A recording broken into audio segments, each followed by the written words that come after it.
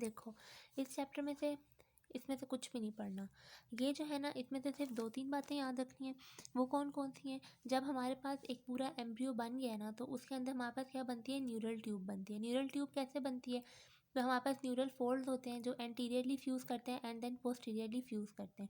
जब एंटीरियरली या cranial direction में वो फोल्ड्स फ्यूज़ करते हैं तो हमारे पास क्या बनता है? जैसे ये पूरी न्यूरल ट्यूब है ना, अगर ये हमारे पास जब एंटीरियरली फ्यूज़ करेंगे तो एंटीरियर पोर्शन में फ्यूजन के बाद जो है वो हमारे पास फोर ब्रेन, मिड ब्रेन और हाइंड ब्रेन यानी ब्रेन बनाता है। और जो पोस्टीरियर पोर्शन होता है यानी कॉर्डल पोर्शन होता है, ये फ्यूज़ करता है तो ये हमारे पास स्पाइनल कॉर्ड बनाता है। स्पाइनल कॉर्ड से अभी लिंक नहीं है, हम एंटीरियर पोर्शन कर रहे हैं। ठीक है, उसने कहा कि हमारे पास न्यूरल ट्यूब थी। न्यूरल ट्यूब जो थी वो हमारे पास फोल्ड हुई। फोल्ड होने के बाद उसने जो है वो क्या बनाया? मिड ब्रेन, सॉरी ये फोर ब्रेन, मिड ब्रेन और हाइंड ब्रेन की सेक्शनिंग की। ठीक है, पोर्शंस बनाए। अब हाइंड ब्रेन जो था वो हमारे पास क्या है कि उसमें ऐसे 8 स्वेलिंग्स बनी जिनको हमने बोला एज रोम्बोमियर्स आ गए। ये वाली, ये fore brain, mid brain, hind brain था। हाइंड ब्रेन में 8 स्वेलिंग्स बनी। These 8 swellings are termed as rhombomeres आ गया। ये रोम्बोमियर जो है वो मिड ब्रेन के सेल्स के साथ मिलकर, यानी ये हाइंड ब्रेन पोर्शन था ना, उसने 8 रोम्बोमियर्स बना लिए। ये मिड ब्रेन के सेल्स के साथ मिलकर जो है वो हमारे पास डिफरेंट चीज़ें बनाती हैं। अब क्या बनाती हैं? हमने कहा कि फर्स्ट एंड सेकेंड रोम्बोमियर जो है वो मिड ब्रेन के सेल्स के साथ मिलके 2 स्ट्रीम्स बनाती हैं। 2 स्ट्रीम्स बनाने का क्या मतलब है कि मतलब ये हमारे पास जो है वो 2 डिफरेंट ग्रुप्स ऑफ सेल्स बनाती हैं। ठीक है, इनमें से जो पहला ग्रुप होता है ना, mid brain plus first and second rhombomere है। ये तीन, इसके सेल्स इन्होंने 2 ग्रुप्स बनाए या 2 स्ट्रीम्स हैं। ये दोनों स्ट्रीम्स कलेक्टिवली क्रेनियोफेशियल डेवलपमेंट के अंदर इन्वॉल्व होती हैं।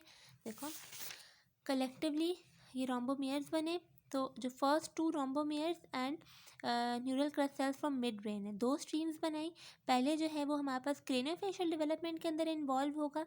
ठीक है, ओवरऑल अगर हम कहते हैं दोनों मिल के क्रेनियोफेशियल में इन्वॉल्व होंगे। अब हम कहते हैं जो फर्स्ट स्ट्रीम या फर्स्ट ग्रुप था वो फेस डेवलप करवाता है और सेकेंड स्ट्रीम या सेकेंड ग्रुप जो है वो हमारे पास जॉज डेवलप कराता है। ये हो गया। फिर जो हमारे पास रोम्बोमियर, अब ये तो ख़त्म हो गया। अब रोम्बोमियर 3 ऑनवर्ड्स एंड, देखो रोम्बोमियर 3 ऑनवर्ड्स एंड मिड ब्रेन के सेल्स हैं। ये हमारे पास जो फेरेंजियल आर्चेस और उनके कॉन्स्टिट्यूएंट्स होते हैं इनकी डेवलपमेंट के अंदर इन्वॉल्व होते हैं। बस इधर से सिर्फ यही करना है, इधर से फिर ये भी नहीं करना, ये तो कोई भी नहीं करता, तो ये मॉलिक्यूलर्स हैं। ठीक, उसके बाद आ गया branchial pharyngeal arches and their primitive mouth. ये इंपॉर्टेंट है। अच्छा, इसके अंदर क्या है? देखो हम प्रिमिटिव माउथ से शुरू करेंगे। कैसे बना इससे हमारा कंसर्न नहीं है। ये डेवलपिंग एम्ब्रियो है ना, अगर ये पूरा वाला, तो देखो ये हमारे पास हेड रीजन बनाता है और ये वाला जो पूरा रीजन होता है ना, ये टेल बनाता है।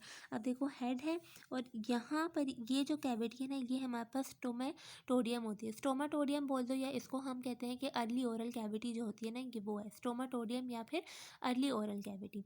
अब पहले हम इसकी बाउंड्रीज डिफाइन करते हैं। कहते हैं क्रेनियली इसके फ्रंटल प्रोमिनेंस है, कॉर्डली इसके जो है वो कार्डिक बल्ज है। कार्डिक बल्ज फादर क्या बनाएगा? हार्ट बनाएगा। लैटरली अगर हम देखें तो ये हमने इसको ऐसे बीच में से काटा हुआ है। अगर लैटरली देखें ना तो ये ऐसे होता है। तो इसके लैटरली जो है वो हमारे पास फर्स्ट फेरेंजियल आर्च है।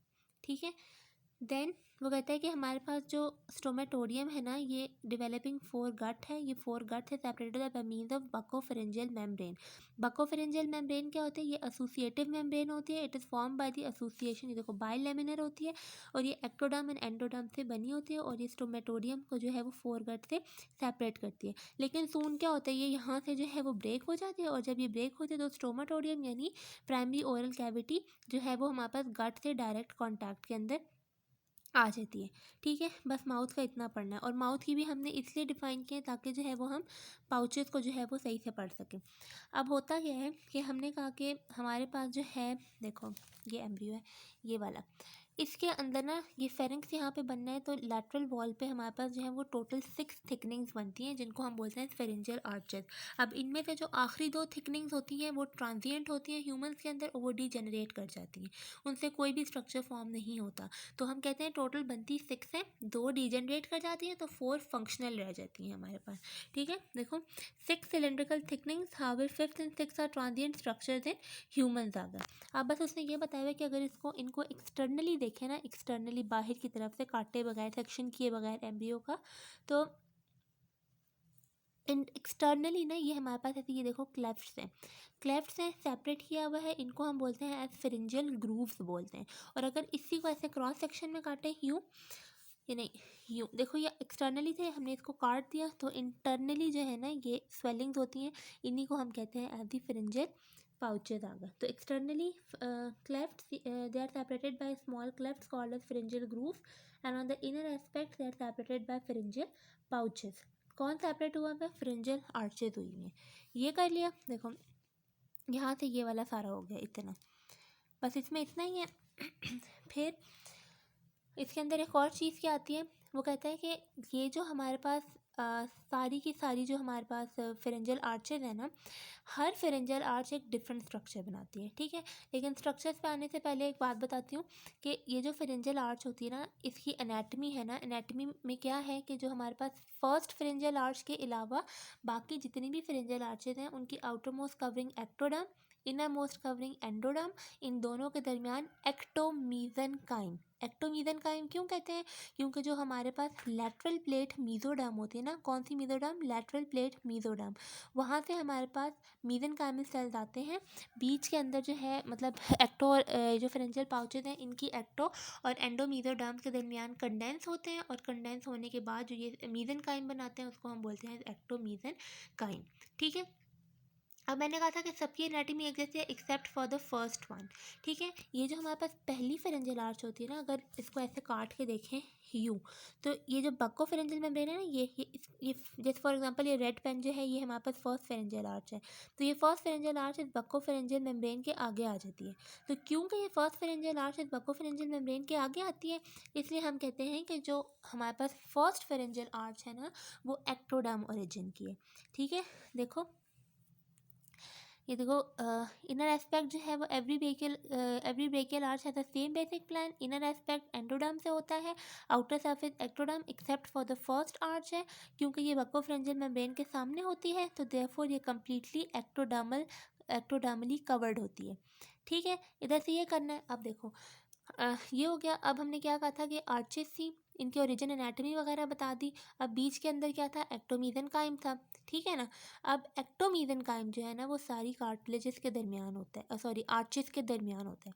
ये एक्टोमीजेनकाइम का फेट क्या है कि ये हमारे पास कंडेंस करता है और कंडेंस करके एक कार्टिलेज की प्लेट बना देता है।